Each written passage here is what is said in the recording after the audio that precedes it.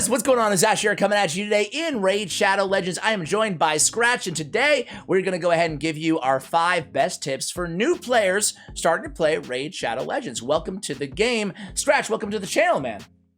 Yo, what's up, Ash? How are you doing? Nice to be here again. Hello, everybody. Yeah, it's going to be fun times. Do you want to go ahead and kick things off with your number 1 tip? What's your number 1 new player tip? We've both been playing the game for several years, so we've been around the blocks, and we both started second accounts before, during our raid careers. So what is your number 1 tip for new players? Exactly. So I feel like we should take it back to the basics to say like this. We definitely gotta start with a farmer, right? So whenever you start the game, guys, you have the option to pick a champion, right? You pick whichever you like the most.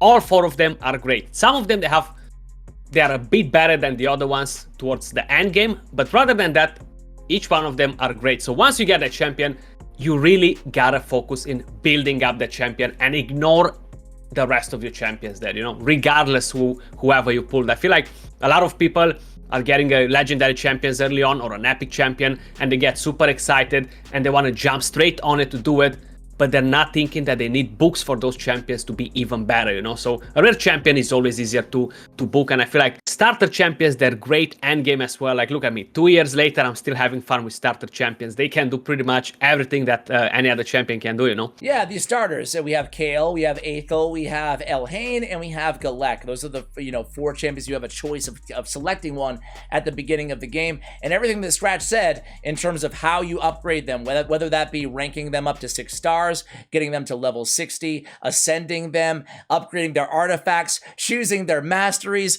booking up their skill. I don't like where this is going. These are all the ways you can upgrade a champion inside this game, and it's because there's so many ways, it's best to stick with one champion at first, because you only have a finite amount of resources. Even if you are spending in this game, right, Skratch, you should still stick to, at least in the beginning, just one champion. And you made this point, but it's worth reiterating, these are rare champions. You can see the rarity right here. If you go to epic champions, they're going to be more costly to upgrade. Everything's going to cost more resources go into them, and even the legendaries cost a ton. They take a lot of time to farm the necessary resources to get them fully maxed as compared to a rare. Absolutely, yeah. So I was going to say, who's your... Oh, shit. Here we go again. The battle's going to go longer. Yeah. Or if I have resist... Yeah, sorry. Exactly. Yeah. To start with, is it Kale, or do you have a curveball for us? So I started with Elhain, honestly. Okay. But if you are thinking like for the longevity of the game and stuff, yeah, Kale probably has the most use overall in the game because you can run him in clan boss as well. But rather than that, honestly, all the other 3 champions are great. So I'm going more aesthetically on them, honestly. So sure, whatever you like, man, when you start the game, just pick that one. It's no good or bad with it, Yeah, they're all solid. I think that Kale is the best. Most people would tend to agree because, again, to Skratch's point, he's the most end-game viable. So if you want a champion that's going to last you longer, go with Kale. But all of them are serviceable in their own way, and all of them can be your campaign farmer, which means these are the champions you're going to be using to help upgrade food so you can upgrade other champions after you're done with your first champion. All right, so tip number 2 here. Do you want to go ahead? Why don't you get tip number 2 too? We'll split them. Tip number 2, yeah, so we'll split it. Well, it's more with the gear, the way you gear your champions, okay. And I think we gotta go a bit more in depth into this, because the missions we have early on, or challenges, however they're called nowadays, they kind of pointing you a bit in the wrong direction with the requirements you have there. Even though we ask players to kind of adjust them a bit, they're still not adjusted. You're from right. You're right. What I'm aware, Where is the troll bridge?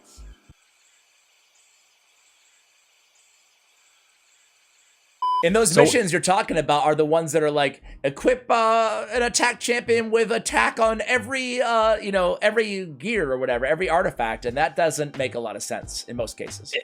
Exactly, and that kind of teaches people the wrong way to build champions, and they're still gonna do it for the next 1 year as long as they're not paying attention to it and learning about it, So being aware of how to equip a champion once you build him, and yeah, you make your first champion, you take it to 60. That's what I suggest you to do, how we said in the previous tip. After, you're gonna have to equip that champion, and probably because it's your farmer, you're gonna choose to go with Lifesteal, because like that is easier for that champion to stay alive and farm campaign for you in order to help you to level up other champions to create your core team overall, So it's very important to give them the right stats. From what I'm aware now, those pieces of gear that you get for free, the Lifesteal, right? I think they have specific stats. So every account will get the same pieces with the same substats and main stats, from what I've noticed nowadays. So I think they changed that from back in the day when it was all random rolls on it, you know. Okay, yeah, so that's a really good point. Lifesteal can actually be farmed, especially in the beginning of Raid Shadow Legends. You're going to be spending, we'll talk about like where to spend your time on one of the future tips here, but you know, you can farm Lifesteal gear here in the campaign in stage 8. So go to Vladimir Strait and you guys can see Lifesteal gear drops. That's going to help you out a lot because you probably don't have, well, you don't have a lot of support champions, right, Skratch, that they can use to revive their champions, or, you know, some of these more I guess, mid-game skills that you'll have, like eventually these champions on your team, but you might not have a good healer for a while in this game. So Lifesteal is going to allow your champions to heal themselves, so it's really a good tip there from Skratch to focus on Lifesteal gear. What other artifact tips do you have for us, Skratch? So definitely the flat stats, guys, you gotta be careful early on, right? So towards the end game is something else with the flat stats. Don't sell them if they have speed substat and they are epic or legendary, you know, but early on, flat stats, they're gonna cripple your champions a bit, you know, because you're missing on so much potential and so many stats if you're equipping your champions with flat stats rather than percentages, you know. So that's gonna make your champions weaker. So don't use flat stats on the gauntlet, chest piece, and boots. So the weapon, helmet, and shield, they can only be flat stats, by the way. The weapon cannot have defense percentage, and the shield cannot have attack percentage. Mainly with the gear as well, HP percentage chest piece cannot have a HP substat.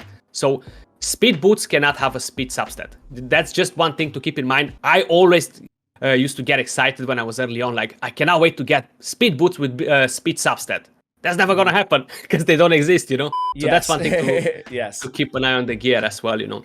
Absolutely. Flat stats. Yeah, and guys, just to kind of, in case some of you are absolutely just starting out in the game, this is what a flat stat chest piece, for example, would look like. It's a chest plate, and you can see it says attack 35, as opposed to a percentage would look like, let me just choose an attack percentage now, would look like this, where you can see it's attack 50%. So you want to stay away from flat stats, especially, as Skratch was saying, on your chest piece, on your gauntlets, and on your boots. And that's another tip I want to give you guys on artifacts, especially early on.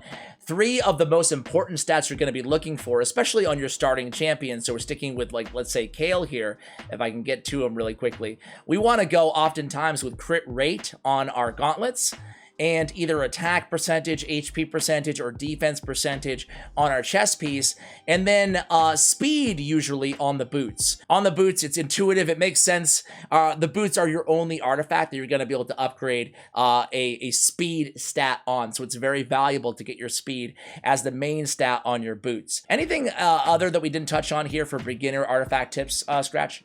Yeah, just one quick. So that's more for spenders. So if you're buying gear and you're getting flat substats with accuracy or a resistance, don't sell them because they might help you later on. So keep those ones, you know, if you're buying gear. If you're farming it and you get like 3-star, 4-star gear, don't worry about it. But if you're buying gear, if you're spending money on it, that's one thing to be careful with, you know. Tips on what to buy and what not to buy coming in a second here. I guess my final note on the artifacts is accessories, right? Accessories open up this amulet spot in this banner spot where you guys can see on the screen right now. They will open up to you once you ascend your champion. So if you ascend your champion all the way to 6 stars, you will have access to the banner. It's very important to focus on ascending, and that's why it's important to focus again back to one champion. That way you can have access to all these accessories. When you're able to equip these accessories, you're making your champion exponentially stronger. That will open up new opportunities for you in the game because you're really allowed to, well, that will allow you, excuse me, to clear content that otherwise you may not have been able to so far. All right, so next tip is going to be, let's go back to the basics here, Skratch, and talk about kind of when to spend your resources, right? So waiting for events, keeping track of your challenges and your quests down here is going to make a dramatic impact for new players, right?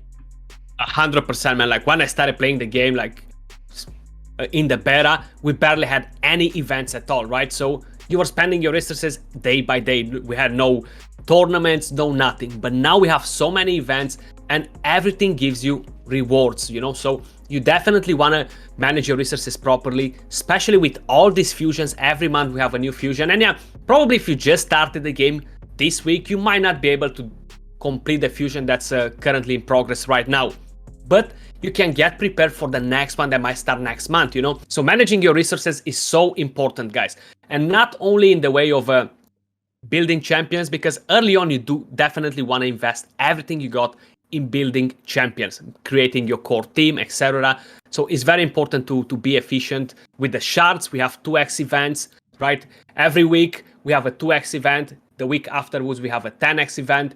Then we have a 2x event on a different specific shard. So we have ancient shards, void shards, and sacred shards. So every second week we have a double chance to summon legendaries or epics out of those shards. And probably if you have a small handful of shards, you'll be like, well, what are the chances to get a legendary?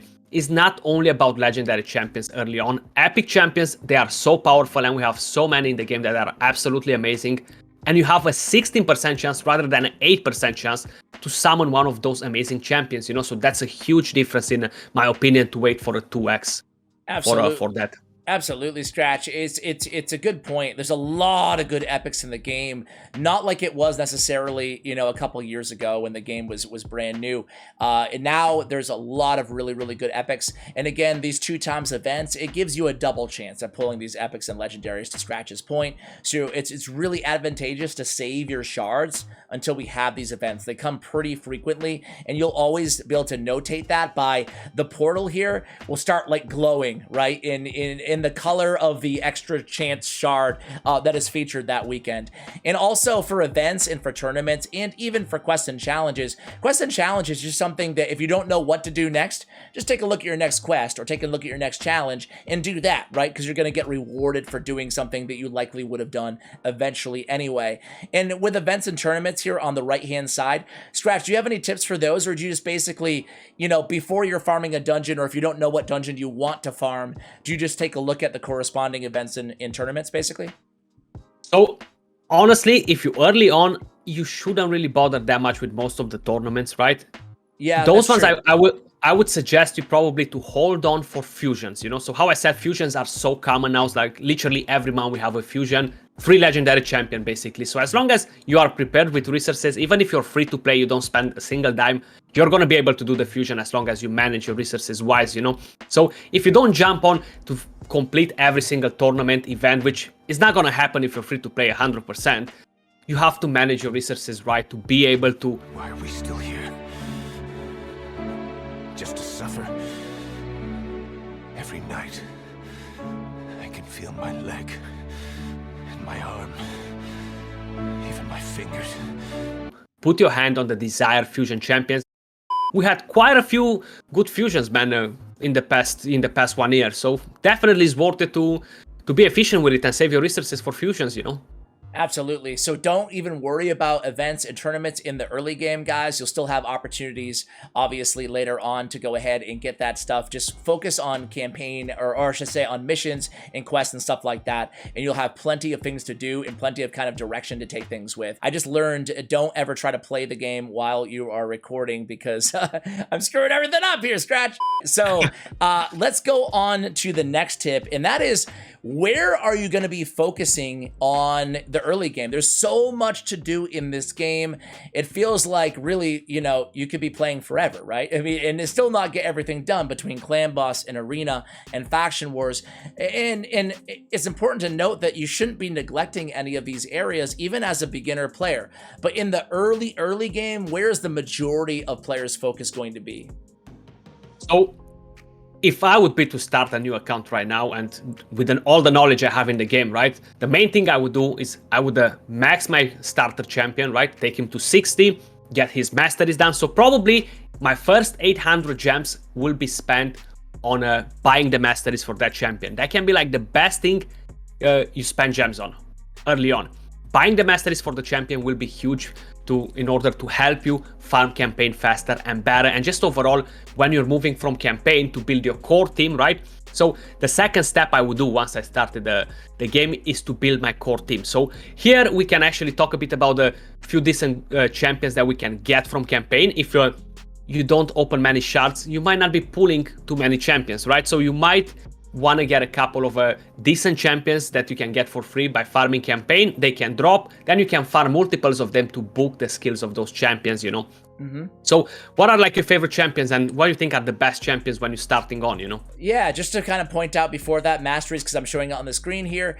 Masteries, I agree. That's what I did on my free-to-play account, guys, is I focused on masteries first in terms of I saved up my first 800 gems. You get a lot of gems without even spending, especially early on in this game, and achievement-based throughout the first month or so that you're playing, that you should be able to save up enough gems to just go to this masteries tab on your starting champion. I have it on Genbo right now. Let me go to Kale so you guys can see, or we'll go with Elhain. You see this mastery section where you can go there, and as I just showed on the screen, you can purchase them for 800 gems. That's a really, really good tip for you guys, because it's a pain to farm the first champion's masteries. It gets easy the more champions that you have done. So my favorite champions, well, my roadmap would be, again, spending the most of your time in campaign in the early game. So it's a good call out there, especially until you can get to like hard and eventually brutal 12-3, which is the best place to farm in the game. And it's the best place to farm food, you know, primarily, which is used to rank up your champions. So I would focus early on my starting champion. Maybe if I pulled a good epic, I would focus on that epic as well. You can YouTube search or Google search or whatever these champions. There's plenty of rating sites out there on these champions. And then I would go for campaign farmables. And the two that I would point out here, Skratch, I'm curious if you would agree here. In the Dreadlands, we have access to War Maiden. War Maiden, really good champion because she has a decreased defense on a 3-turn cooldown when you book her up. Essentially, what that does is 60% decreased defense, does exactly what it says it does. It decreases the enemy's defense, makes them easier to kill by 60%. It's a tremendous impact on the rest of your team, and it will help your damage dealers and everybody on your team do more damage. So she is farmable, very easy to pick her up. There's also Shield Guard that you'll probably pick up in the process, who's not a bad uncommon, and he's easy to upgrade. He's an uncommon champion, even more easy to upgrade than rare champions, right? And then I guess the other one that I will say is, where is she? Is she stage 11? No. Where's Diabolist? She's 12? I don't know. I think she's 12. 12, yeah, she's 12, yeah. So in Brimstone Path, Diabolist, a very good rare champion as well for the early game especially. She has increased speed, which is a very, very important and powerful buff to have in the game. And then she also has turn meter manipulation for the enemies. So she's a good kind of control champion to supplement your damage dealer, your decreased defense champion in War Maiden, in, say, Kale or Galek or Elhain or Aethel. So those are my favorites in terms of accessible, easy, early on champions to invest in. I guess I lied. One last one, Skratch.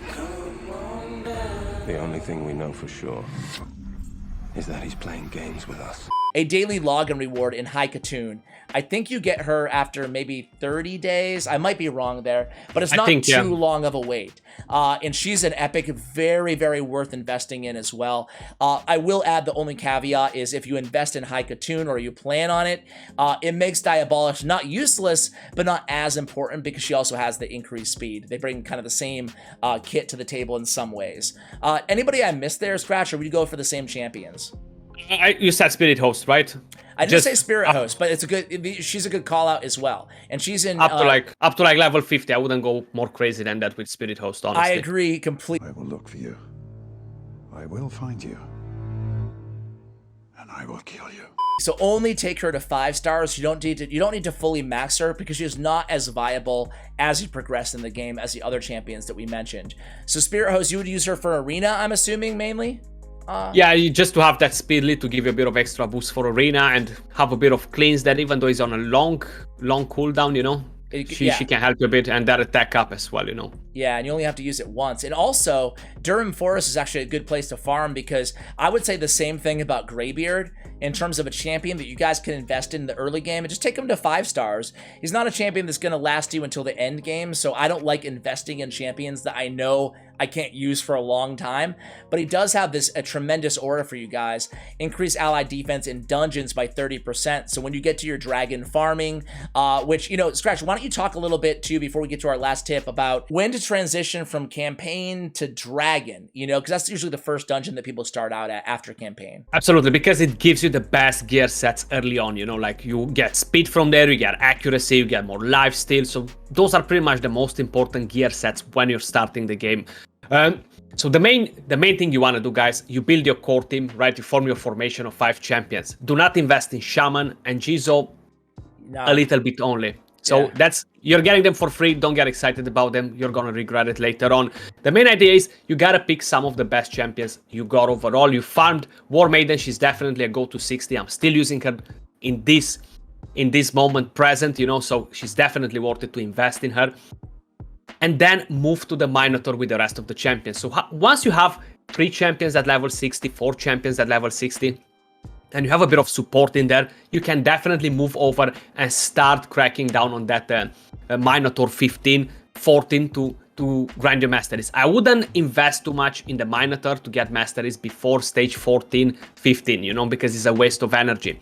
And once I complete my core team, my 5-man team, that's when I would move into the dragon, because the dragon as well, if you're farming under stage 16, you'll be getting a lot of mystery shards and a lot of, I think, even brews, right? I can't even remember if they give you brews, but in even stage 13, you can get 6-star artifacts as well. So, you know, I think the big mistake here on Dragon's Lair is focusing it too much. Like, you should not be wasting your energy farming it from 12 and below, because you're going to end up upgrading all those artifacts anyway, right? It's going to be kind of a waste, in my opinion.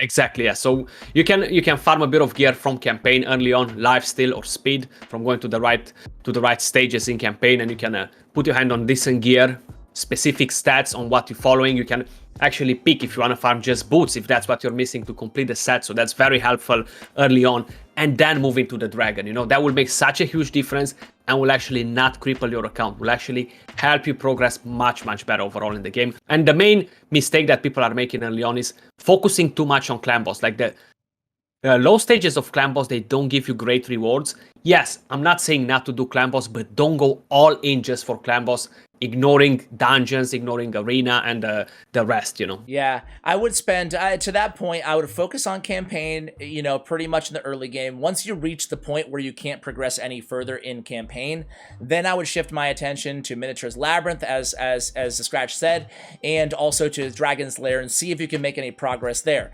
If you run into, like, plateaus or roadblocks everywhere, then I would go into the arena and just do some arena battles and working on kind of upgrading your Great Hall, because your Great Hall, you do arena battles to upgrade your Great Hall, and your Great Hall helps you everywhere in the game, so not just the arena. So that is pretty good advice, I feel like, Skratch, in terms of where to focus your attention, your time, your energy in this game. Let's talk about spending now, our 5th kind of segment here. Life is too short, too important to waste time on this filthy human piece of garbage. Even if you're not spending any money, you're still using gems, which is like the premium resource in this game. So what is the best use of gems to start out with in this game? Energy, to me, it's really energy and XP boosts. Anything, do you agree there? Absolutely. So energy XP boost will be the best thing over. Now, when you start the game nowadays, you get a lot of energy. So considering in going for the XP boost, you know, will be a pretty wise choice early on. But you gotta make sure when you're buying that XP boost that you have the time to play the game and you actually have some energy saved up to make the most out of it, because it's only lasting for either 24 hours, right? We cannot buy one for 3 days. So it's 24 hours only. That runs out pretty quick. So it's very important to farm campaign and try to build up your core team while you have an XP booster. It is going to make such a huge difference, and you save so much energy gems in the process, you know. Yeah, you can get the XP boost you can get them in the shop for 140 gems, which is a little pricey, But worth it I if you're think going to so. grind. Worth it if you're going to grind for 24 hours straight or something ridiculous. If you know you're going to play for a long period of time. I'm not suggesting you guys play for 24 hours straight. But those don't have a cooldown on it for the gems. But the Bazaar, which I'm sure you're referencing there, does have a cooldown. So keep that in mind as well on the tag team arena. But yeah, man, I would focus on, in terms of resources, I would try my very best to not even spend too much in the tag team arena shop, the Bazaar here, because I would funnel everything I could into Drexstar Blood Twin, which is maybe a little bit more of an intermediate tip, but this champion, guys, you can essentially buy him 1 fragment at a time. Then when you get 100 fragments, you have him, and he's one of the better endgame champions right now inside the entire game, so everybody can kind of have access to him as well. Any other spending tips here? I guess I want to point out that I would avoid buying artifacts every day we get a bunch of offers from Raid, right? I would avoid buying these artifact sets and accessory sets because you don't know what you're going to get in terms of stats. It's a crapshoot, and it's really not, it's not worth it. Long story short. I went from happy to angry. Skip said, now I feel like kicking his ass. No, unless you're like a Kraken, that's the only reason why I would see somebody would buy gear. But if you're early on and you're new to the game, even if you want to spend a bit in the game, like, it's nothing wrong to spend a bit for entertainment, $10, $20, $30 there, If you want to spend, the best thing that you could buy is definitely the monthly gem pack. So you have like a daily login monthly gem pack that you can buy for $9.99, I think. They give you 2,000 plus gems. That's definitely a must buy if you are deciding to spend money. It's a great value overall to help you out. And probably if you do decide to spend early on, it's not a bad decision to buy a small pack of chickens to boost your starter champion. That will give you such a strong heads up. It's unbelievable what a big difference will make if you decide to spend, of course, You're right. I always hesitate talking about like spending tips because I'm not trying to get people to spend money, but if you do, and I always look for this when I watch like tutorials like this or beginner videos, like I want to know because I spend some money in games, so I want to know this stuff. So I think it's important to go through if you do decide. I 100% agree with you. Daily gem packs and chickens in the early game are gonna be worth it because they're just gonna save you.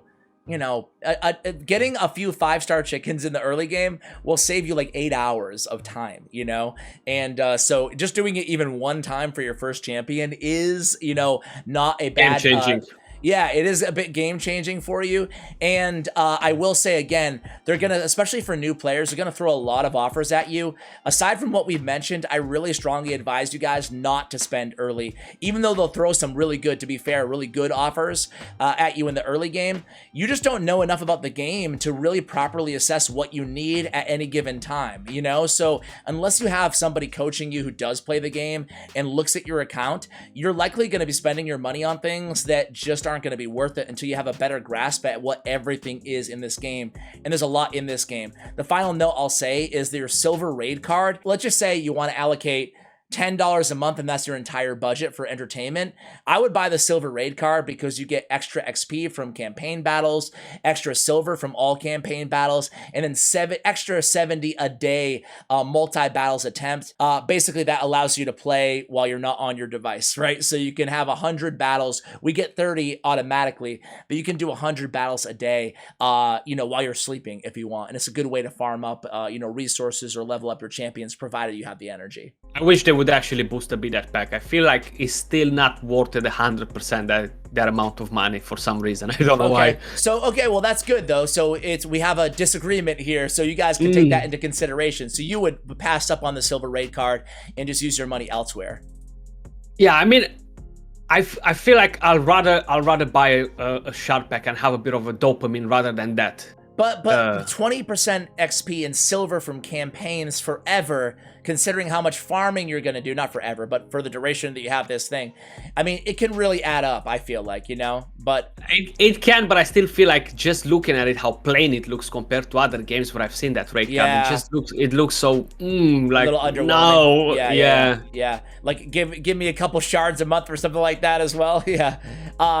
Just improve it a bit, like, they can definitely add a little bit to it to to make it a bit like For worth sure. it, you know. Well, guys, before I let you go, assuming a lot of you guys are brand new to the game, I just want to kind of point out the last final thing, as we talked a lot about upgrading champions in today's video and ranking up champions, stuff like that. How do you do that? I think is important to kind of mention at the end of the video, just in case someone's brand new, is opening up these mystery shards, which you get a ton of in the game, is going to give you a bunch of, well, crappy champions that you're not going to want to upgrade. Doesn't mean that they're total trash, though. They're actually called food in this game, is the proper term for it, right? So you're going to go to your campaign, you're going to put your food in with your campaign farmer, who could be, we already mentioned this, but 12-3 is the best place to farm in terms of the best silver dividend, or 12-6 in terms of the best XP result.